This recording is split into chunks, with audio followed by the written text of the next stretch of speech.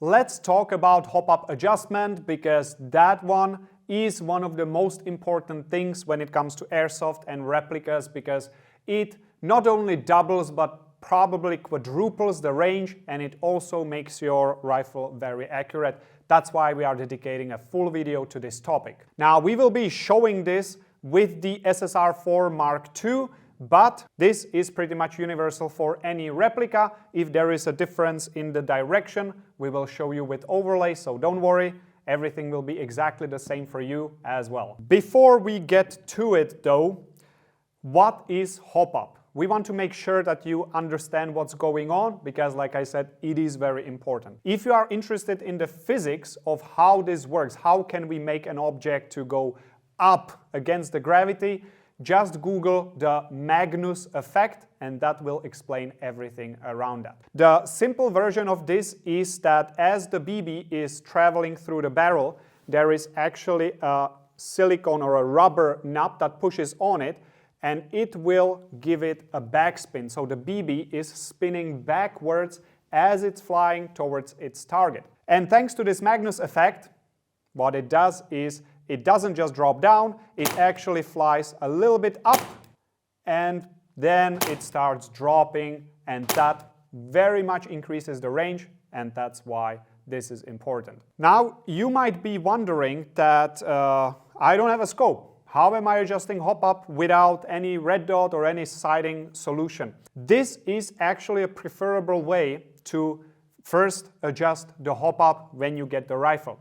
If I would have a scope on it right now, it could happen that the scope is just not adjusted properly, and I would be adjusting the hop-up to the settings of the scope. That's not what we want. We want to make this shoot as far and as accurate as we possibly can without any limitation from scope and so on. If you are an experienced player and you know what you're doing, go ahead, put a scope on and adjust it afterwards. But if you've never done this before, just take the scope off or just don't put it there in the first place and adjust the hop-up first. Now, I am in the studio. I'm not gonna be shooting here, I don't have the range, but we made overlays in which we show you all the three different versions. That is, when the BB is completely dropping down, then when the BB is just going all the way to the sky and you cannot see it even, and then the perfect adjustment that is literally straight, slightly up and down. The exact settings is your personal preference.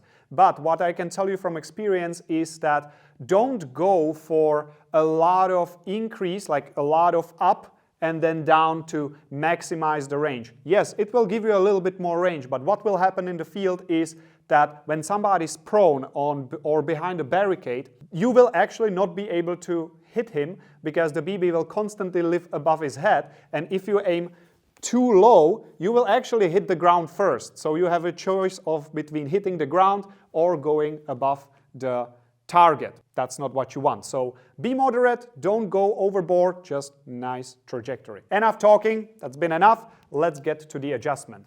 Now, on the SSR4 Mark II specifically, you will pull back the charging handle and that will reveal the hop-up adjustment window. If you have a different replica, we will show you in overlays how to access the hop-up adjustment. For the purpose of this video, we will turn it all the way down to 0 hop-up. So we will basically turn in this direction until we can no longer turn anything. This will give us a baseline and we will start there. Now what you need to do is to plug in the battery, put a magazine with BBs in, make sure you are using the correct weight, which is listed on the NOVRITSCH website. That will give you good performance. And you need enough range to see the BB. The best background for this is dark background because the BBs are white and that will allow you to see it. So choose some dark background, maybe deep in the forest there is like a really dim spot. That's the best way to aim for. Here I'm in the studio, I will not be shooting, but let's get through it with some editing magic. And to have it complete, don't forget your safety glasses because we are shooting, so we will not omit safety because that one is also important. All right, we have the hop-up all the way down, we have BBs in the magazine plugged in, we have safe range. We know that there is nobody there, we can start shooting. Now, if we start shooting, you will see something like this. The BBs are just going down, there is no usable range, nothing.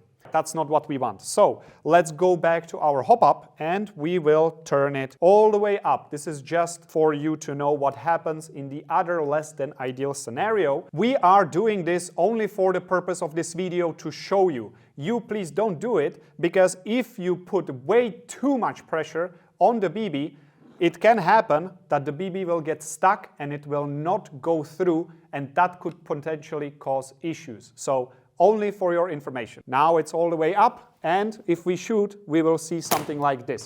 The BB just goes all the way up and it's not usable. It will just always fly to the sky. Also not what you want. So the correct settings is somewhere in the middle. I cannot tell you exactly what number or what position of the wheel is the correct one. You will have to try anything in between these two ranges. So just go somewhere in the middle and try it. Let's assume we tried it a couple of times. After you are done with the adjustment, you should see something like this. You are shooting, the BB lifts slightly up and then it falls. Something like this, what you see in the overlay, is the perfect trajectory you should strive for. Remember what I said at the beginning? In an actual game, you rarely engage at the very maximum distance. Go for something moderate, that it doesn't lift too much and flies over the target every single time. I hope this video helped you, and I will see you in the next one.